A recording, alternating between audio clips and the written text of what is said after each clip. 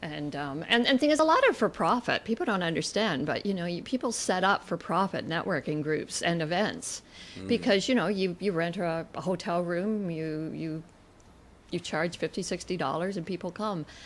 I mean, and you don't get your money's worth. It all depends who shows up. Right. That's kind of why we've coined the phrase relationship networking, because we say it's not about business cards. And in fact, we don't suggest you greet people with a business card. We say get to know people, build a relationship with them, and then decide whether you want to do business with them. Like, you don't, just because they're a CAWEE member, you don't have to do business with them. Right. Now, just because you know, we don't force people to make referrals and testimonials, because I know with me, well, I don't refer people very often unless I really know that their service is good. And I actually think that's a characteristic of women in particular. That they're much more, they scrutinize who they give their referrals Oh yeah, to. Yeah, they are. And then if they like you, they tell everybody, which is also really great, right? Yeah, absolutely. If they don't like you, you know, and and they like you, they tell everyone. And so we kind of encourage that. We say it's not like a fast like speed dating networking. Like that's not what we're about. And we have people who join and then leave after a year because they actually don't want that. They want to come. They want to make a sale. Right. And you may be a member for several months before you make a sale. Yeah, you really don't want them there anyway. Truthfully, like anybody, any group shouldn't really want that kind of person. You want somebody who pays their dues and like you said, builds a relationship. But when you really think about that, I guess my question would be is, how has that really changed?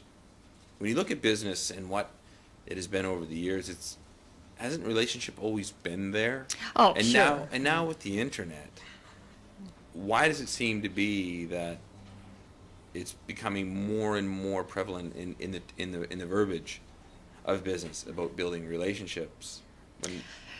Well, it's funny. I hear a lot about, well, obviously Twitter and Facebook's very good for starting the customer conversation, and I agree, but it's exactly the same thing, as you say. I mean, the old sales model, any old sales, and usually we're salesmen, will tell you that it was always about having the customer conversation. It was never about selling.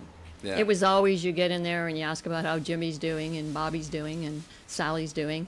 And when people trust you, they buy from you. Or they refer you. You know, they help you out. And that's why it's working with, you know, social media, and that's why networking groups that keep that focus in mind, it works for them too. See, back in the 90s, like I said, when I went through my hard time, I should say, my company at the time was a business-to-business telemarketing. So I remember being contracted to get a company to start evolving their sales force. Saying we're not taking you off the road completely. But what we're doing is we're going to start asking you to be in the office more and make a few more phone calls than you were before, as opposed to always showing up at the door to sell a few pencils, because it was a stationery company, or I should say like a Staples or something. But and I remember how much they revolted. And trying to get them to understand is that, no, you're still going to be on the road, but we're going to make you more money. And it's just kind of funny how we've kind of evolved to that point now where we've accepted the fact that we're going to do a lot more texting. We've accepted the fact that we're going to do a lot more emailing and phone calling. But the idea of losing touch, like, it's funny how people seem to feel that we've still lost touch, even though the lines of communication are open more than they've ever been. Well, it goes a bit with that instant gratification kind of society, I think. You know, I mean, I do find that some people think that just because they have a business card and they give it to you, you know, you're going to put it in your wallet and call them the next time your roof leaks. And that's maybe that sort of forget that nothing happens that fast. And, you know, building a business doesn't happen fast. Getting clients doesn't happen fast. If you want that sort of instant fix, as you say, go somewhere else, or like don't expect it to happen. Like, it's not going to happen well. Right. If that's what you want. Right. You know, and as I say, salespeople have known that for years. Well, Beth, I want to thank you for coming on the show. Believe it or not, we're come to the end of our time already. But before you go, I'd like maybe some closing words on how people can get a hold of you at CAWEE.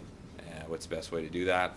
And yeah, just let us know what your website is and how they can. Okay.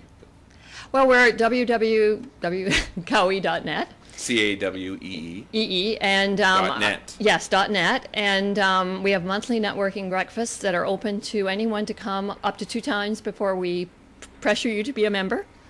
And we're a very friendly group. We meet downtown at the Hot House Cafe. It's breakfast, and it's like we're very friendly. And check us out to see if it's for you. That's probably the best way. Our other events are on our website, but the breakfast networking is the greatest way to give a real flavor of what we're all about.